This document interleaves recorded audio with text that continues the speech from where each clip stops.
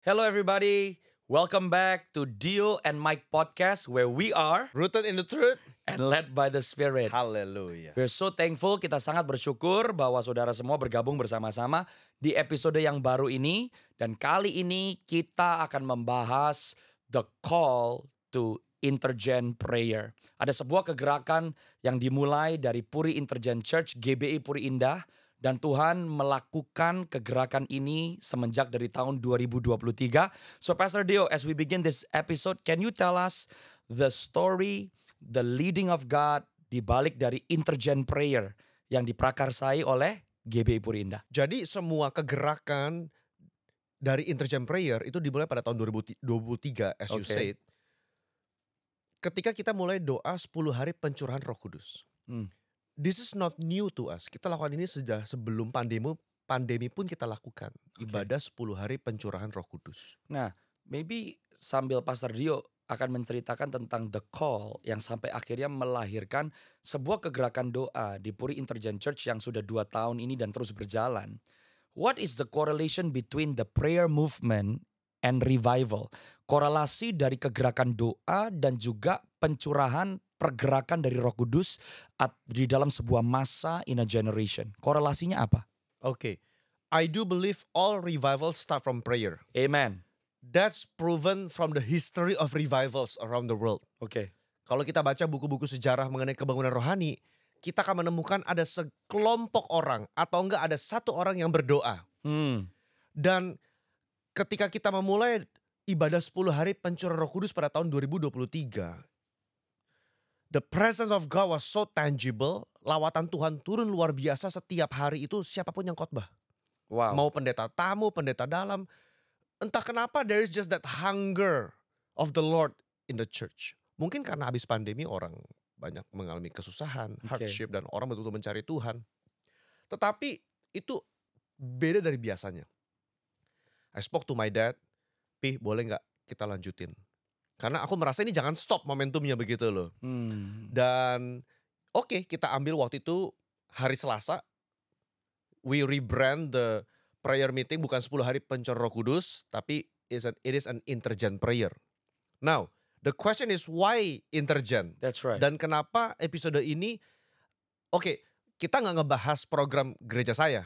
Tapi what we are talking about, the call for intergen prayer harusnya adalah the call for all churches. Amen. It's a movement. It's a movement. Dan bukan hanya untuk Puri Intergen Church. Bukan hanya untuk Puri Intergen Church. Tapi the body of Christ. The body of Christ. Come Kenapa? on. Karena kita sedang menantikan waktu untuk mengalami revival. Kita menantikan waktu untuk mengalami kebangunan rohani yang terbesar dan terakhir. Yeah. Dan it all started with prayer. Yeah. Dan ayat emas untuk intergen prayer diambil dari Yoel 2 ayat 16 sampai 18. Come on. Kita buka sebentar ya. Yes. Dalam kitab Yoel pasal 2 ayat yang aku baca dari ayat yang 15. Okay. 15, 16, 17. Tiuplah sangkakala di Sion, adakanlah puasa yang kudus, maklumkanlah perkumpulan raya. Kumpulkanlah bangsa ini, kuduskanlah jemaah. Himpunkanlah orang-orang yang tua, kumpulkanlah anak-anak, bahkan anak-anak yang menyusu. Baiklah pengantin laki-laki keluar dari kamarnya dan pengantin perempuan dari kamar tidurnya.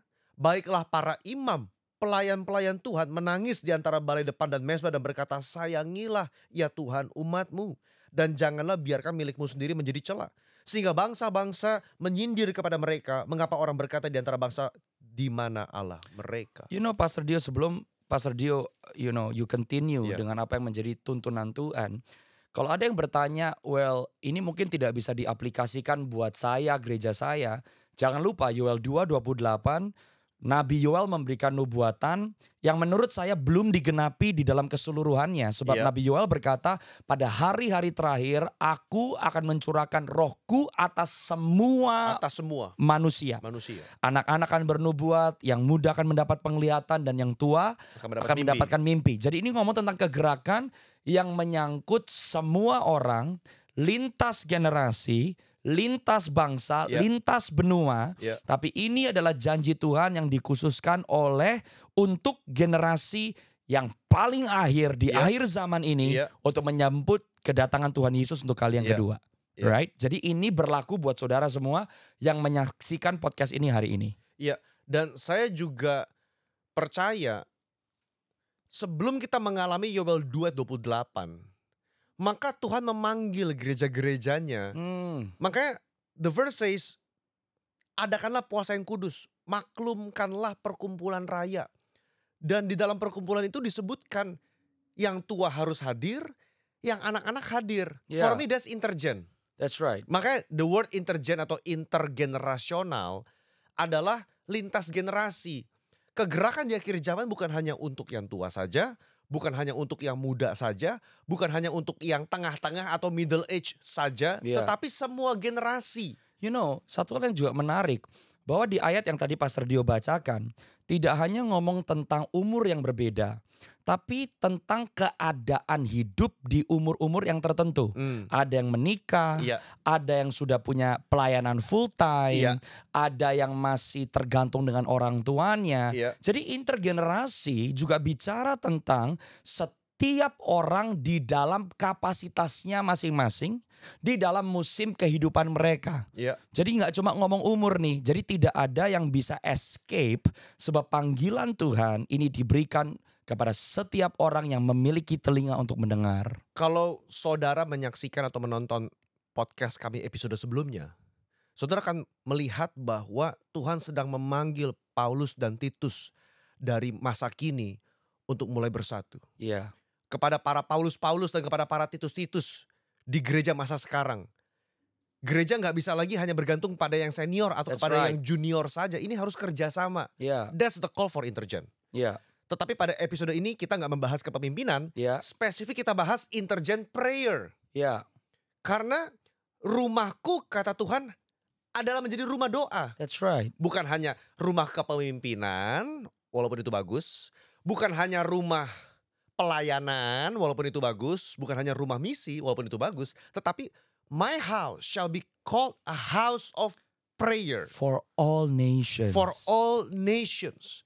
Jadi here we present to you, di kegerakan Tuhan di akhir zaman ini, Tuhan akan memanggil, memberikan sebuah dorongan hasrat kepada yang tua, kepada yang muda, anak-anak, yang pengantin laki-laki, pengantin pria, yang imam, full time, non full time. Gather together in your local church, start to pray. Dan nyatanya sekarang lebih banyak gereja yang lebih mementingkan program-program, acara-acara yang tidak ada hubungannya dengan doa. Hanya karena sebuah persepsi yang berkata bahwa doa itu dikonotasikan dengan tabiat orang tua. Dikonotasikan dengan tabiat orang yang kuno. Well, lewat podcast ini kita mau kasih tahu kepada setiap orang percaya bahwa mandat Tuhan untuk gerejanya menjadi rumah doa bagi segala bangsa itu masih berlaku sampai hari ini. Kalau gereja Tuhan lebih mementingkan acara dan program dan bukan doa, maka yang kita bahas di episode pertama, kita bisa ngelihat orang memenuhi gereja kita, tapi kualitas tuayannya bukan seperti yang Tuhan kehendaki. You know, tadi ketika kita bahas, itu kan Yesus yang ngomong ya, Tuhan That's Yesus. Dia marah sekali ketika rumahnya dijadikan Sarang sarang penyamun. Kenapa? Karena dijadikan bisnis. Dia memutarbalikkan meja-meja orang jualan merpati begitu, tukar koin begitu. Karena memang pada zaman itu orang-orang datang beribadah ke bait suci, mereka harus datang dari berbagai macam bangsa kan. Iya. Jadi harus ada money changer. Gitu loh. Karena dari bangsa ini, Yahudi dari bangsa ini, Yahudi dari bangsa ini datang dengan berbagai macam koin uang mereka. Jadi Begitu. apakah bisa kita bilang kalau ada gereja yang bertumbuh tapi bukan karena doa dan bahkan tidak ada kesukaan untuk mencari wajah Tuhan, bisnis gerejanya bertumbuh. Tapi rumah Tuhan yang adalah seharusnya rumah rohani. Tapi apakah Tuhan berkenan di situ? That's right. Bertumbuh. Tapi Bertumbuh. apakah Tuhan berkenan? Yang bertumbuh ternyata hanya uangnya, hanya gedungnya, hanya segala sesuatu Tanda yang sifatnya lahiriah, asetnya. Lahiriah. Tapi orang-orang manusia rohaninya tidak pernah mengenal Tuhan. Makanya gak sedikit orang Kristen yang minggu lepas minggu datang ke gereja bahkan pelayanan. Tapi waktu ditanya bisakah mendengar suara Tuhan? Gak bisa. Apakah itu gereja? That's a very hard facts about The our church. current situation in Indonesia right now. Gitu loh. Bahkan ketika intergen prayer ini diadakan 2023. sampai hari ini masih berlangsung. Nggak mudah untuk kita yang ada di Jakarta ya, karena kita posisi di Jakarta. Nggak mudah untuk orang di Jakarta habis kerja macet. Ke gereja ngapain? Doa. Nggak denger khotbah loh. Iya, Nggak tahu pembicaranya siapa. iya. Karena intinya bukan Bahkan khotbahnya. kadang-kadang kita menyembah itu 1 jam. Begitu. 1 jam nyembah. Khotbah. Ya, saya lagi. Ya. Kadang-kadang orang dalam. Gitu. Karena bukan soal ibadah siapa yang khotbah gitu loh. Orang datang karena kebanyakan saya tahu jemaat tuh mencari siapa yang khotbah. Iya. Beberapa kali kita di gereja, ketika kita ada guest speaker, orang pasti nanya, ini khotbah di jam berapa? Nanya pasti. Karena kenapa? Karena kita dengan sengaja memang nggak tulis, kita nggak mencocokkan muka pengkhotbah dengan jam yang mana. Iya. Kita hanya kasih mukanya, tapi jamnya kita nggak spesifik. Oh, yang ini khotbah di jam ini. Dan saya balas kepada jemaat itu, Bu, kita ke gereja, kita percaya Tuhan bicara lewat siapapun pembicaranya. That's right. Dan I think Pastor Dio yang menjadi salah satu kesaksian dengan berjalannya 2 tahun Intergen Prayer, Tuhan mulai membangkitkan Yeah. lintas generasi, anak-anak muda, orang-orang dewasa. Bahkan Tuhan membawa anak-anak muda dari luar negeri Iya, pindah ke Jakarta. iya. And Just to Tuhan attend Yes. the Intergen Prayer. And the Lord spoke to them. Tuhan Yes. bicara kepada mereka untuk membangun generasi yang ada di GB Puri Indah, Iya. DNA Community. Tapi mereka bergerak di dalam karunia-karunia yang profetik. Jadi dengan adanya Intergen Prayer ini, kita melihat bahwa orang-orang yang ada di dalam rumah Tuhan dibawa kepada pengenalan yang lebih dalam akan Tuhan, and the gift Betul. starts to activate. Betul. Dan let's just pause on this note. Dan kita merenungkan. Betapa sayang kalau gereja-gereja menarik anak muda demi hype dan demi tren. Tapi gak dengan doa. Come on. Saya gak bilang kita semua, anak muda kita harus standby tiap malam di gereja berdoa. Karena mereka juga perlu belajar. Ya. Akan menjadi stumbling block kalau mereka setiap malam doa di gereja tapi jeblok nilainya di sekolah, itu kita juga gak mau. I don't Kita want nggak that. mau. Saya gak mau terjadi buat anak youth saya gak mau. Tetapi jangan sampai kita mengecilkan nilai doa, memuji, menyembah Tuhan, duduk diam di dalam hadirat Tuhan. Hanya karena itu takut fanatik, kesannya right. takut. Nanti orang pada gak datang karena takut ngeroh. That's right. Sejak dari awal Alkitab kita adalah Alkitab yang ngeroh. That's right. I mean, if you just read literally in the Old Testament, all the wars, nabi yang ngomong, malaikat yang turun, that's all spiritual. It's all spiritual. Bahkan dalam perjanjian baru pun, Yes. Paulus bahkan mencatat, aku di bawah Tuhan ke langit ketiga. That's right. Saya belum pernah mengalami di bawah Tuhan ke langit ketiga, tapi it is there written in the Bible. And bahkan malaikat Rasul Petrus yang mengetuk tempat di mana murid-murid Sedang berkumpul. sedang berkumpul dan berdoa. Kasih tahu, ini Petrus udah dilepaskan nih. Yeah. I mean, kalau itu nggak spiritual apa coba? That's right. Dan hari-hari ini saya ngerasa, I think it is a trap from the devil. Jebakan daripada musuh untuk meninakbobokan gereja. Dengan apa? Oke, you can come to church. Tapi bukan gereja yang punya kuasa. Dan apalagi atas nama relevansi. Apalagi atas nama relevansi kita mengecilkan prinsip yang seharusnya Tuhan ajarkan dari awal, yaitu doa. Intimacy. Wow, that's right. Hadirat Tuhan. Yes. Kedekatan. Firman. Tertanam dalam firman. Karena doa itu merombak, membangun manusia roh. You know on this podcast I'll just share. Oke. 2008, 2013 by the grace of God, aku dapat kesempatan kuliah di luar negeri. You know. Ada orang yang baik banget mau sponsorin aku. My bachelor degree is not theology. It's biotechnology. Aku belajar stem cell tanaman. Gitu. Yang tipe yang udah yang nerd-nerd gitu lah. Di mikroskop, how many hours a day gitu kan. Dissecting cells and stuff di depan mikroskop. Tapi suddenly Tuhan ngomong dalam hati aku untuk aku balik Indonesia. That's a pretty big leap of faith for me. Karena di Amerika at that time kita ditawarkan with the American dream.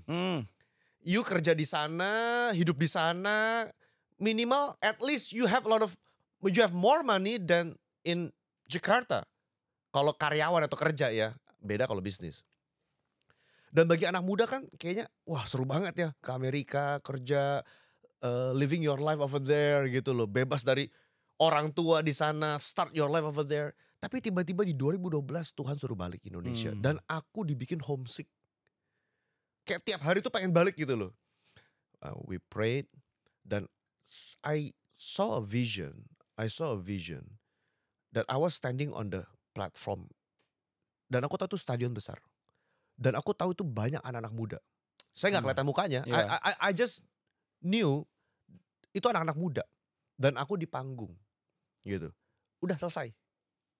Dan saya bukan tipe orang yang pelihat. Saya jarang sekali mimpi. Saya juga bukan tipe yang istilahnya got vision and visitation. Saya enggak. Tapi itu berbekas di hati saya. Based on that, I came back to Indonesia. I bought one way ticket. Aku jual barang-barangku di Amerika. Aku minta izin with my parents untuk jadi pendeta. Can you imagine sekolah bioteknologi jadi pendeta? Kenapa? Karena I believe the prophecy. Correct. In Joel chapter 2 verse 28. In the last days, I will pour out my spirit upon all flesh of man. Artinya begini, Tuhan, kalau boleh aku menjadi participator, aku menjadi peserta dalam kegerakan Tuhan yang terakhir itu. See, Pastor Dio, what you're sharing is powerful. Karena untuk seseorang yang udah sekolah, seorang scientist bisa merubah jalan hidupnya. Yeah. Itu because of an encounter with God. Yeah. Karena ada sebuah perjumpaan dengan Tuhan. Dan mungkin ini yang sedang hilang dari gereja Tuhan. Karena tidak ada perjumpaan yang supranatural dan spiritual. Makanya tidak sedikit orang yang tiap hari Minggu tetap datang ke gereja. Mereka tetap menyebut dirinya Kristen.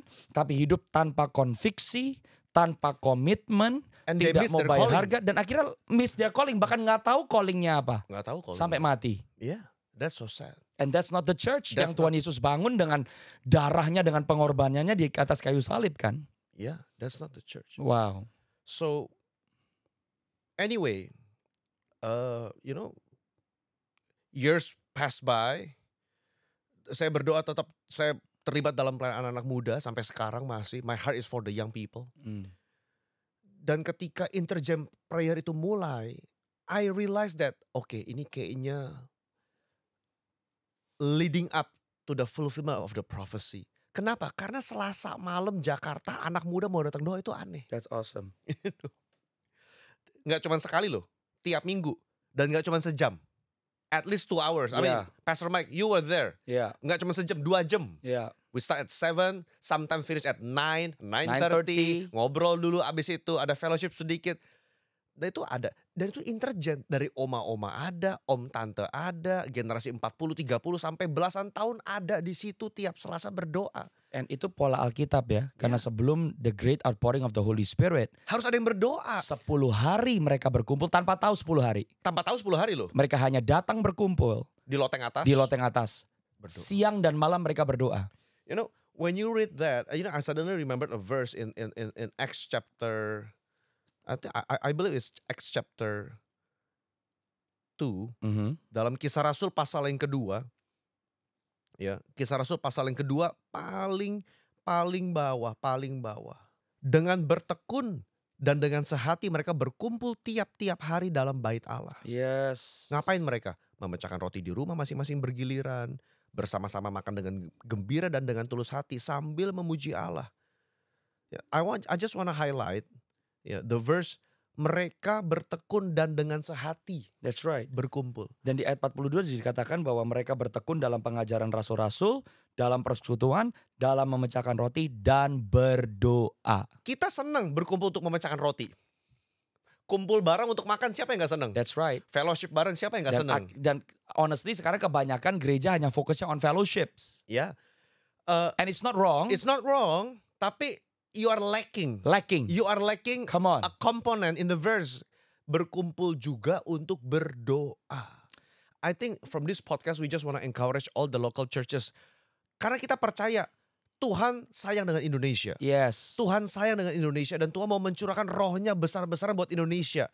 Kita bahkan berdoa from this podcast, this will initiate an awareness for a nationwide prayer movement untuk Amen. Indonesia. Yes. Bahkan kita mau mengajak, kalau I don't know when, but I do believe there will come a time, ketika kita akan berkumpul bersama semua anak-anak muda kepada generasi yang senior-senior in one big stadium. Kita akan berdoa bersama untuk ngapain? To just sit there and plead with God, wait upon the Lord for Him to pour out His Spirit upon all flesh in Indonesia. Bukan hanya orang-orang yang membutuhkan zaman kasih Yesus diselamatkan, tapi mereka dipenuhi dengan Roh-Nya yang kudus, Yeah. and they will rise up untuk menjadi orang-orang percaya, manusia-manusia baru yang mengalami kepenuhan Kristus. And Joel chapter 2 verse 28 ngomong tentang the prophetic anointing, Yeah. the power of God. Tapi tidak ada kuasa, tidak ada kemuliaan Tuhan kalau tidak didahului dengan yang namanya doa. Betul. Kalau kita kembali kepada Joel chapter 2 verse 17. Oke. Mereka ngapain kumpul? Mereka ngapain? Ya. In verse 17 dalam ayat ke-17 dikatakan mereka menangis di antara balai depan dan mesbah. Berkata, sayangilah ya Tuhan umatmu. Dan janganlah biarkan milikmu sendiri menjadi cela sehingga bangsa-bangsa menyindir. I really pray. Tuhan sayangilah Indonesia. Amen. Sayangilah tubuhmu. Sayangilah gereja-gerejamu agar jangan bangsa ini menjadi cela. Iya. Agar jangan gereja-gereja itu menjadi cela. Begitu. Jadi ngapain mereka berkumpul? They pray, they intercede. They intercede for the nation. Ya. They intercede for the local churches. Sayangilah. Dan Pastor Dio, baru tanggal 18 Februari yang lalu diadakan Jakarta Prophetic Gathering. That's right. Di kota Jakarta. Ada pesan-pesan Tuhan yang disampaikan untuk bangsa Indonesia. And I was quite shocked actually. Ada seseorang yang realize bahwa one of the prophecy yang Tuhan sampaikan tanggal 18. What the Lord gave me in my session. Saya katakan bahwa corruption itu akan mulai di-expose secara besar di Indonesia. Dan itu akan dimulai dari kota Jakarta yang akan merambat ke kota-kota yang berbeda. Dan ternyata 1 minggu kemudian setelah tanggal 18 is expose a big corruption scandal In the government BUMN. begitu. And it's only the beginning. Dan ada juga pesan-pesan Tuhan yang lain yang disampaikan mengenai bangsa Indonesia. Jadi can you speak more bahwa gereja Tuhan harus sadar nih bahwa keberadaan gereja Tuhan itu sangat menentukan kondisi dan keadaan sebuah bangsa. Wow. Gereja yang That's berdoa adalah gereja yang menerima otoritas untuk merubah nasib sebuah bangsa. That's very true. Dalam beberapa menit terakhir dalam episode ini kita mau membahas mengenai peran gereja, peran suara profetik gereja untuk bangsa. Come on, tell us. Saudara, karena saya cek nih ya, Ya. dalam perjanjian lama ada banyak sekali nabi-nabi yang Tuhan kirim untuk raja. Kenapa? Karena kalau rajanya nggak bertobat, kerajaannya akan berdampak. Dan raja itu bicara tentang gereja Tuhan ya. Raja juga bicara mengenai gereja Tuhan, begitu loh. Correct. In the Old Testament. In the Old Testament dan juga kepada sebuah nation. To a nation. Karena seringkali nabi diutus kepada sebuah bangsa. Dan Tuhan memanggil kita 1 Petrus 2:9 sebagai imamat yang rajani. Berarti gereja dipanggil menjadi suara profetik untuk bangsa di mana dia berada saat ini. Amen. Yunus sama Nahum Ya. dipanggil untuk Niniwe. Niniwe. Itu bangsa. Bahkan itu bangsa Gentiles. That's right. Tapi Tuhan sayang sama mereka. Tuhan sayang sama mereka. Tuhan Yeah. bilang ini bangsa gak bisa bedakan tangan kiri, tangan kanan. But I love them. Ya. You as my prophet, speak to them. They have to repent. Dan mereka bertobat. Dan ini panggilan. So, saudara, kalau engkau dari gereja besar, gereja kecil, Yeah. jangan sampai pikiran kita terlalu sempit dan kita lupa bahwa panggilan kita bukan hanya untuk gereja lokal kita loh. Kita ada di dalam komunitas kerajaan Allah untuk kita dibangun, diperlengkapi, dan melakukan yang menjadi fungsi kita for Yeah. the sake of our nation. Iya. I just wanna read salah satu nubuatan daripada Nabi Yeremia kepada Raja Zedekia. Ya, Dalam Yeremia pasal 21. oke. Saudara lihat dari ayat 1 sampai ayat yang ke-10. Ya. Itu pada ayat yang pertama Raja Zedekia mau bertanya. Tanyakanlah kiranya petunjuk Tuhan. Ayat yang kedua. Sebab Nebukadnezar Raja Babel memerangi kami. Barangkali Tuhan mau melakukan perbuatan kami tepat. Kepada kami tepat seperti perbuatan-perbuatannya yang ajaib. Sehingga Nebukadnezar mundur meninggalkan kami. Kata Yeremia kepada mereka. Beginilah firman Tuhan ayat yang keempat. Aku akan membalikkan senjata perang yang kamu pegang. Yang kamu pakai berperang melawan Raja Babel dan melawan orang-orang Kasdim yang mengepung kamu dari luar tembok. Aku akan mengumpulkannya ke dalam kota ini. Ayat yang keenam. Aku akan memukul penduduk kota ini. Ya. Lalu sesudah itu sisa daripada penduduk itu, ya, pegawai-pegawai dan rakyat yang tertinggal di kota ini yang pedang akan kuserahkan ke dalam tangan Nebukadnezar. Artinya apa? Tuhan memang berkehendak mereka jatuh ke dalam tangan Nebukadnezar. Tapi kepada bangsa ini Tuhan berfirman ayat yang ke-8. Aku menghadapkan kepada kamu jalan kehidupan dan jalan kematian. Wow. Kalau kau mau stay di kota ini, kematian.